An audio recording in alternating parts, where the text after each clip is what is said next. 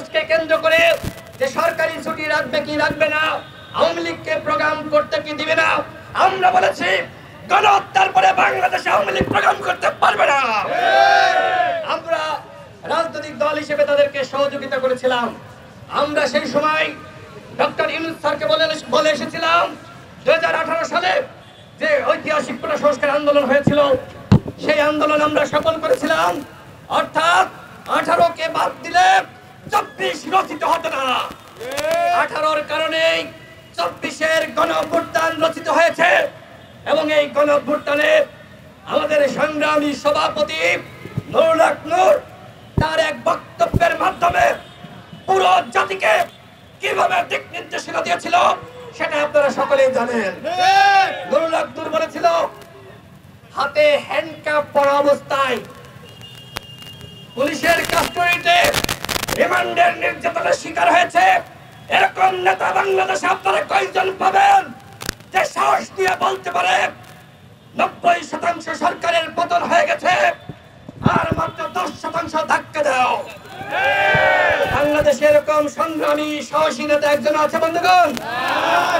90% সরকারের পতন হয়ে গেছে, বাকি 10% আপনি ধাক্কা দিতে বলেছিলেন, আমরা ধাক্কা দিয়েছি, আপনার কথা রেখেছি।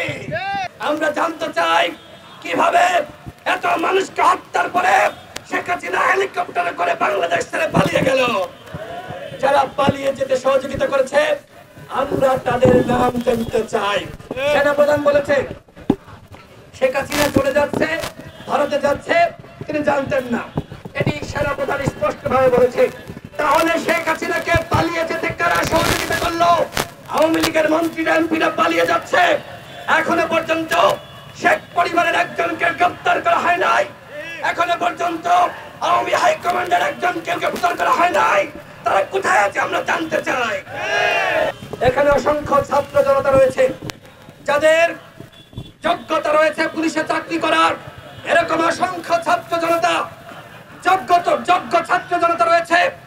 পুলিশ যদি ফাংশন না করে তাহলে বিপ্লবের দায়িত্ব অসমাপ্ত, বিপ্লব সম্পন্ন করার দায়িত্ব এবং একই সাথে এই রাষ্ট্র সংস্কার করার দায়িত্ব, আইন শৃঙ্খলা পরিস্থিতি রক্ষা করার দায়িত্ব ছাত্র জনতার হাতে দেওয়া হোক।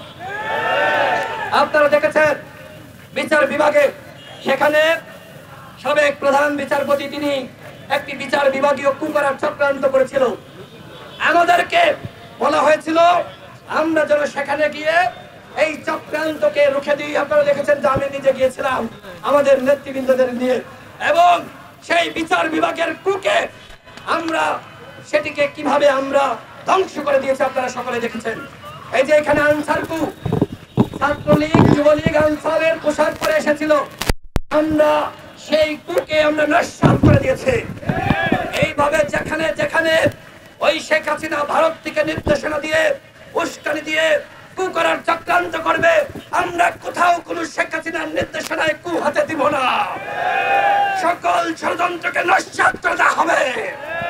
এবং এখনো যারা বাংলাদেশে আওয়ামী লীগের নিরীহ নেতাকর্মীরা রয়েছেন, আপনাদের উদ্দেশ্যে বলতে চাই শেখ হাসিনা যখন পালিয়ে গেছে আপনাদের কথা ভেবেছে, সুতরাং শেখ হাসিনার কথা আপনারা ভাইবেন না। শেখ হাসিনা ধোঁকাবাজ, প্রতারক, একজন হত্যাকারী, হত্যার পরিকল্পনাকারী।